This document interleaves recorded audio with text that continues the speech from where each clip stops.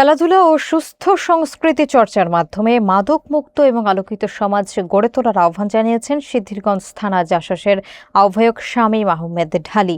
তিনি বলেছেন, লেখাপড়ার পাশাপাশি খেলাধুলারও কোনো বিকল্প নেই এবং এটি যুব সমাজকে সঠিক পথে রাখে। মহান বিজয় দিবস উপলক্ষে আয়োজিত ক্রীড়া ও সাংস্কৃতিক অনুষ্ঠানে তিনি এসব কথা বলেন। অনুষ্ঠানে স্থানীয় রাজনৈতিক ও সামাজিক ব্যক্তিবর্গ উপস্থিত ছিলেন।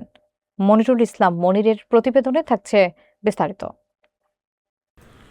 নারায়ণগঞ্জের সিদ্ধিরগঞ্জে মহান বিজয় দিবস উপলক্ষে আয়োজিত ক্রীড়া প্রতিযোগিতা, পুরস্কার বিতরণী এবং সাংস্কৃতিক অনুষ্ঠানে সুস্থ সংস্কৃতি চর্চা ও খেলাধুলার গুরুত্ব তুলে ধরা হয়েছে। বৃহস্পতিবার রাতে সিদ্ধিরগঞ্জ থানার কদমতলী উত্তরপাড়া সুখের ঠিকানা বালুর মাঠে কদমতলী উত্তরপাড়া তরুণ এবং যুব সমাজের উদ্যোগে এই অনুষ্ঠানের আয়োজন করা হয়।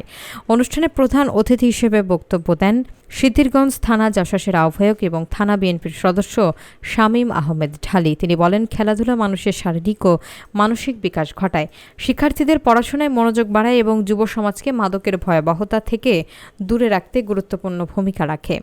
তিনি আরও উল্লেখ করেন, সুস্থ সংস্কৃতি চর্চার মাধ্যমেই একটি আলোকিত মানুষ ও সুস্থ সমাজ গড়া সম্ভব। সব ধরনের অপশক্তি মোকাবেলায় সংস্কৃতি চর্চার কোনো বিকল্প নেই। সমাজসেবক শামসুল হকের সভাপতিত্বে অনুষ্ঠিত এই অনুষ্ঠানে বিশেষ অতিথি হিসেবে বক্তব্য দেন নারায়ণগঞ্জ মহানগর জাসাসের প্রচার সম্পাদক সোহরাব হোসেন ভূঁইয়া মুকুল সহ স্থানীয় রাজনৈতিক ও সামাজিক নেতৃবৃন্দ। অনুষ্ঠানে সঞ্চালনা করেন ৭ নম্বর ওয়ার্ড কৃষক দলের সাবেক সাংগঠনিক সম্পাদক মোহাম্মদ সাব্বির হোসেন। আসুন কিছু ভালো কাজে পদচিহ্ন রেখে যাই। এই সমাজ আপনার আমার সবাই। এই সমাজকে যদি সুন্দর মতো গড়ে তুলতে চাই, সকলের সহযোগিতা ছাড়া কখনোই সম্ভব না।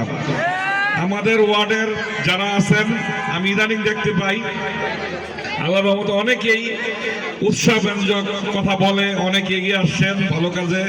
কারণ এই সমাজ কোনো সন্ত্রাস চাঁদাবাজের কাছে জিম্মি থাকতে পারে না। কি বলেন, জিম্মি থাকতে পারে? এই সমাজ কখনো সন্ত্রাস এবং চাঁদাবাজের কাছে জিম্মি থাকতে পারে না এবং তাদের কাছে আমরা মাথা নত করে থাকতে পারি না। আমরা চাই এই সমাজটাকে সন্ত্রাস এবং চাঁদাবাজ মুক্ত করে এই এলাকাটাকে সুন্দরভাবে গড়ে তুলতে, যাতে নির্ভয়ে এই এলাকায় কোনো ভেদাভেদ থাকবে না। কে বাড়িওয়ালা কে ভাড়া দিয়া কোনো ভেদাভেদ থাকতে পারবে না। কি বলেন আপনারা?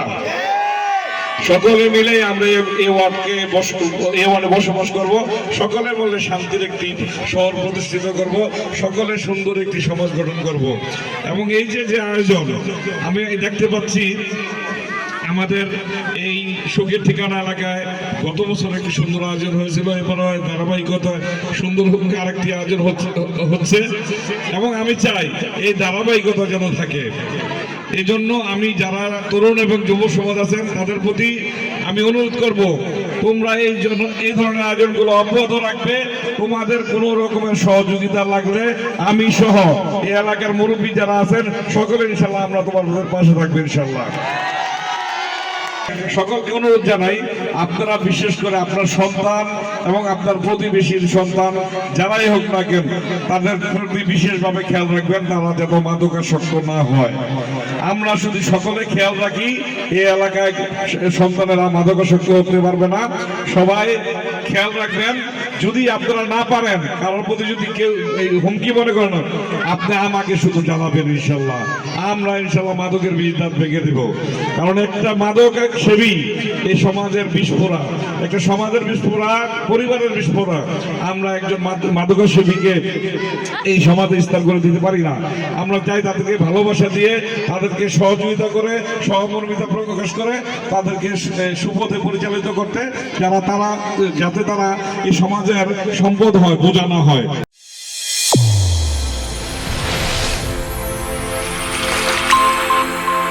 চ্যানেল A1 হৃদয়ের স্পন্দন।